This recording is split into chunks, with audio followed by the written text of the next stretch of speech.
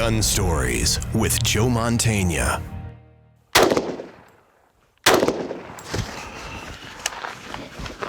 The AR-15 has been one of the most successful military and now civilian rifles in history. But what could make it even better? Well, the hottest AR trend today is bigger, as in bigger caliber. 7.62 instead of the military standard of 5.56. Wait a minute, isn't that where the AR started? The term AR is one that we hear a lot. AR rifles, AR platforms. Folks who don't know firearms history think that means assault rifle. Actually, it stands for Armalite rifle. Armalite was a subsidiary company of Fairchild Aircraft. Fairchild wanted to get into the firearms business, and they had the idea of taking designers, engineers, and one of the names that grew out of that was Eugene Stoner. Eugene Stoner was probably the 20th century equivalent to John M. Browning, if there was ever anyone that had such a radically different approach to firearms. He was a World War II Marine. He was a .30 caliber guy all his life. Hated small caliber cartridges.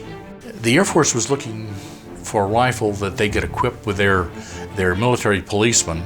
Stoner had this weapon, the AR-10, which was a 7.62 millimeter version. It was made out of aircraft material. It was made out of aluminum.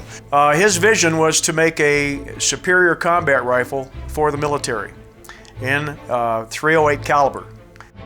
In the meantime, in 1957, as a result of this small caliber high velocity program that came out of a light rifle program the military was experimenting with, Willard Wyman, who was head of CONARC, Continental Army Command, wanted Springfield to make a gun.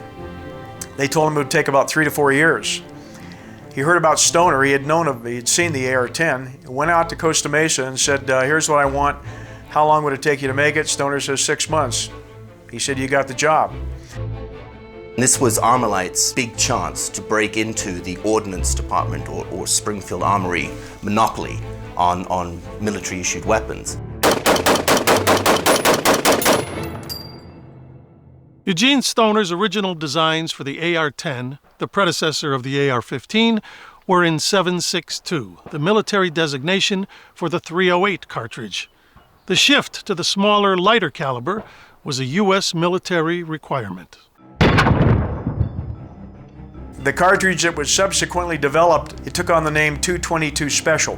When it was finally adopted and commercially, it was given the designation 223. Stoner acquiesced and said if that's what they want, that's what they get, and built the first AR-15.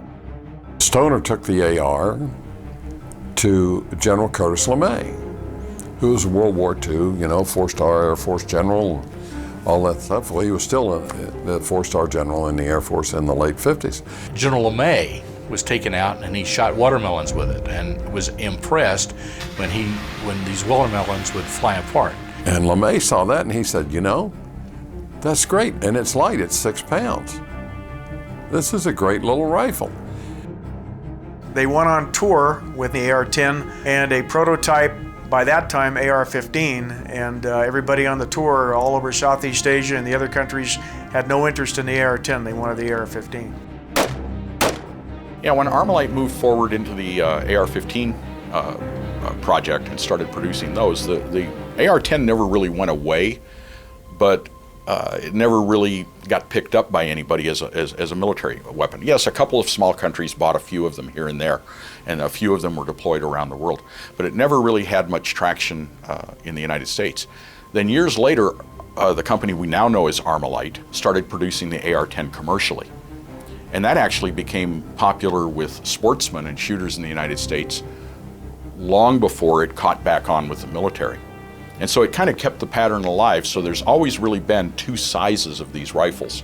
Eugene Stoner was, in the firearms world, has to be recognized as one of the giants, right? He's standing right up there with John Moses Browning. He's standing up there with Marshall Williams, Mikhail Kalashnikov. He is a man who had a vision, and he took his vision and made it a reality.